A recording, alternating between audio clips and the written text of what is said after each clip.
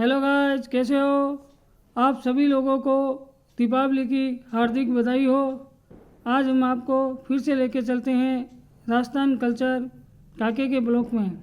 तो गाइस, आज हम आपको भटिंडे किले का प्राचीन किला के बारे में कुछ जानकारी दे रहे हैं जो आपके लिए बहुत ही आवश्यक है। मेरे लिए इससे हमें ज्ञान प्राप्त होगा। तो चाहे गाइस चलते हैं। किला मुबारक के नाम से लोकप्रिय भटिंडा किला भारत के सबसे प्राचीन किलों में से एक है। पंजाब में थार रेगिस्तान सीमा पर स्थित इस मजबूत किले में इतिहास की कई परतें मौजूद हैं। इस स्मारक संबंध विशेष रूप से प्रसिद्ध महिला शासक रजिया सुल्तान जीवन से है। इसके अतिरिक्त किले में एक ऐतिहासिक गुरुद्वारा भी है जिसका संबंध सिख धर्म के परम पूजनीय गुरु गोविंद सिंह से है। किले की उत्पत्ति की सटीक जानकारी आज भी एक रहस्य है। कुछ इतिहासकारों के अनुसार ये किला पहली बार 90 से 110 ईस्वी में राजा दाब के शासन में बनवाया गया था। किले में दूसरी शताब्दी में शासन करने वाले महाकुषाण राजा कनिष्क के युग की ईंटें भी पाई गई है। अन्य विद्वानों का मानना है कि यह किला तीसरी शताब्दी में पंजाब के राजा भट्टी राव द्वारा बनाया गया था, जिसके नाम पर इस शहर का नाम रखा। उस समय संवत इस किले का विक्रमगढ़ कहा जाता था। 10वीं शताब्दी के उत्तरार्ध तक भटिंडा हिंदू शाही राजा जयपाल की राजधानी था। इस दौरान ये किला मुल्तान को आंतरिक भारत से जोड़ने मार्ग पर स्थित एक महत्वपूर्ण गढ़ था। अपनी रणनीतिक महत्व के कारण इस शहर को तबर-ए-हिंद या भारत का प्रवेश द्वार कहा जाता था। उस पर कब्जा 104 में मोहम्मद गजनी ने किले की घेराबंदी करके उस पर कब्जा कर लिया। इसके बाद यहाँ शीघ्र ही राजनीतिक उथल-पुथल का एक दौर शुरू हो गया। 1151 में मोहम्मद गौरी ने आक्रमण करके किलों पर अपना कब्जा कर लिया। इसके बाद किले को जिया उद्दीन तुर्की और 1200 घुड़सवारों ने एक दल को सौंपकर वह गजनी की ओर बढ़ गई। हालांकि पड़ोसी राज्य अजमेर के शासक पृथ्वीराज चौहान ने इस घटना को अपने साम्राज्य के लिए संभावित खतरे के रूप में देखा, जिसके कारण उन्होंने क्षेत्र के कई छोटे राजाओं को एक विशाल सेना के साथ उत्तर की ओर कूच कर दिया। दोनों सेनाओं के बीच तराइन में युद्ध हुआ। इसमें राजपूत संघ विजयी हुआ और गौरी किसी तरह जिंदा बचकर भाग निकला। हैरानी की बात यह है कि तुर्की ने आत्मसमर्पण करने से पहले 13 महीने तक किले पर अपना कब्जा बनाए रखा। हालांकि राजपूत शासक जल्द ही तराइन की दूसरी लड़ाई 1162 में हार गई। 1206 के बाद ये किला कुतुबुद्दीन ऐबक के शासन के अधीन दिल्ली सल्तनत का एक गढ़ बन गया।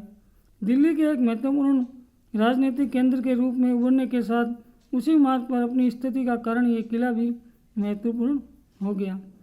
1210 में ऐबक की मृत्यु के बाद नसीरुद्दीन कबाचा ने किले पर कब्जा कर लिया। कबाचा गौरी वंश का शासक था, जिसकी सत्ता उच्च सिंध और मुल्तान के क्षेत्रों में थी।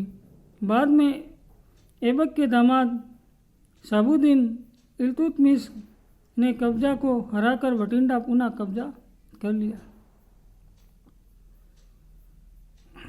1236 में इल्तुतमिश की बेटी और दिल्ली की पहली और एकमात्र महिला शासक रजिया सुल्तान सिंहासन पर बैठी। हालांकि दरबार के एक दल ने जल्द ही उनके खिलाफ साजिश रची।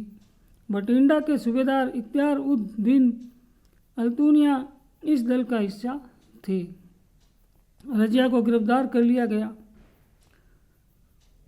और इसी किले में कैद कर दिया गया, जिसे उस समय किले का मुबारक के नाम से जाना जाता था। महीनों तक कैद रहने के बाद वे अनंत सत्ता पर उन्हें कब्जा करने की आशा से अल्तुनिया से शादी करने के लिए सहमत हो गई। हालांकि यह समझौता निरर्थक साबित हुआ, क्योंकि कुछ ही समय बाद स्थानीय लुटेरों ने इस दंपति की हत्या कर दी। रजिया की हत्या के बाद किले का धीरे धीरे उपयोग बंद हो गया। किले में जल की आवश्यकता पूर्ति करने वाली घग्गर नदी भी संयोगवश लगभग उसी समय पर मार्ग बदल दिया गया। 16वीं शताब्दी में बठिंडा बाबर के अधीन हो गया। मुगल काल के लेखों में बठिंडा एक मजबूत किले के साथ एक शहरी प्रशासनिक केंद्र रूप में वर्णित किया गया। 1558 में घटी एक महत्वपूर्ण घटना में मुगल सम्राट अकबर ने अपने प्रतिशासक बैरम खान को सेवा से बर्खास्त कर दिया। खान ने इसके जवाब में मुगल साम्राज्य के खिलाफ विद्रोह कर दिया। जालंधर की ओर प्रस्थान करने से पहले उन्होंने अपने परिवार को बठिंडा किले में ठहराया, परंतु वह युद्ध हार गया। उन्हें अकबर के सामने आत्मसमर्पण करना पड़ गया। 1754 में किले के इतिहास में एक नया अध्याय आरंभ हुआ। इस समय पटियाला के महाराजा आला सिंह ने किला मुबारक पर कब्जा कर लिया। आला सिंह ने गुरु गोविंद सिंह के सम्मान में किले का नाम बदलकर गोविंदगढ़ कर दिया। स्थानीय कहावत के अनुसार सिख धर्म संस्थापक और पहले गुरु नानक देव 1515 में इस किले का दौरा किया। 1665 में नवे गुरु के रूप में तेग बहादुर सिंह ने भी इस किले का दौरा किया था। लगभग आधी सदी के बाद सिख के 10वें गुरु गोविंद सिंह मुक्तसर की लड़ाई 1705 में मुगलों को हराने के बाद किले में आए। 1947 में भारत की आज़ादी मिलने तक ये पटियाला राज्य के नियंत्रण में रहा। बठिंडे का किला एक सैन्य किला था, जिसके कारण मुख्य रूप से दरबारी भेता के बजाय मजबूत रक्षात्मक विशेषता को दर्शाता है। बठिंडा में स्थित 118 फीट की ऊंचाई वाला यह किला लंबे समय से इस क्षेत्र का एक प्रमुख स्थल रहा है। ये योजना लगभग वर्गाकार और कुल 36 बुर्जों से सुरक्षित है। इनमें कोने कोने की रक्षा के लिए 4 विशाल बुर्ज बनाए, जबकि 8 पूरक बुर्ज प्रत्येक सिरे को सहारा देते हैं। किले का एकमात्र प्रवेश उत्तर पूर्व की ओर स्थित है। ये भव्य प्रवेश द्वारा किले को हाथियों के आक्रमण से बचाने के लिए किलों से जड़ एक लोहे के दरवाजे से सुरक्षित है। दरवाजे के ऊपर बनी सुराखों से दुश्मनों पर आग्नेयास्त्र, तीर और भाले छोड़े जा सकते थे। इसके पीछे बने मार्ग में कुछ ऐसी जगह है जो समय पड़ने पर किले में तैनात वीर रक्षकों को छिपाने का स्थान प्रदान करती है। अंदर की ओर बनी एक किले की दीवार 12 कोने वाले 4 मंडप है, जो समर्थ पर्यावरण बुर्ज हुआ करते थे। इसके अतिरिक्त ये पूरी संरचना पहले कभी घग्गर के पानी से भरी एक गहरी खाई से घिरी हुई थी। कहा जाता है कि किले पर कब्जा करने के बाद मोहम्मद गजनवी इस खाई को भरने का आदेश दिया। किले के परिसर के भीतर एक स्थान पर पानी जमा करने के लिए एक बड़ा तालाब भी स्थित था। रानी महल, जहाँ रानी रजिया सुल्तान को कैद किया गया था, प्रवेश द्वार के ऊपर स्थित है। कभी इस महल की शोभा बढ़ाने वाला खूबसूरत भित्ति चित्रों के अवशेष आज भी यहाँ की छत पर देखे जा सकते हैं। बाहर निकले हुए छज्जे और संग्रहण सह कक्ष मुगल शैली की इस इमारत की कुछ अन्य वास्तुशिल्प विशेषता है। ऐसी मान्यता है कि 1835 में पटियाला के महाराजा करम सिंह यहाँ उसी स्थान पर एक गुरुद्वारा बनाया जहाँ गुरु गोविंद सिंह ने एक रात्रि व्यतीत की थी। गुरुद्वारा साहिब पातशाही के नाम से जानी जाने वाली इस लाल बलुआ पत्थर की संरचना के शीर्ष एक सफ़ेद गुंबद स्थित है। किले के शीर्ष पर स्थित होने के कारण परिणाम स्वरूप इसकी अस्थिरता के कारण किले के निचले स्तर पर दर्शन करने आए भक्तों की सुरक्षा के बाद एक दूसरा गुरुद्वारा बनाया गया था। ईंटों से बने किले के अधिकांश भारी भाग का निर्माण पटियाला के राजा ने करवाया था। दीवारों के निर्माण के लिए इन शासकों ने विशेष नानक शाही ईंटों का उपयोग किया। लखुरी के नाम से प्रसिद्ध ये ईंटें अन्य समकालीन ईंटों की तुलना से अधिक पतली और टिकाऊ थी। किले परिसर के भीतर कई तोपें भी देखी जा सकती है। ऐसा माना जाता है कि जब बाबर पहली बार भारत आया तब उसने किले में तांबे, सोने, चांदी और लोहे की मिश्र धातु से बनी 4 तोपें रखवाई।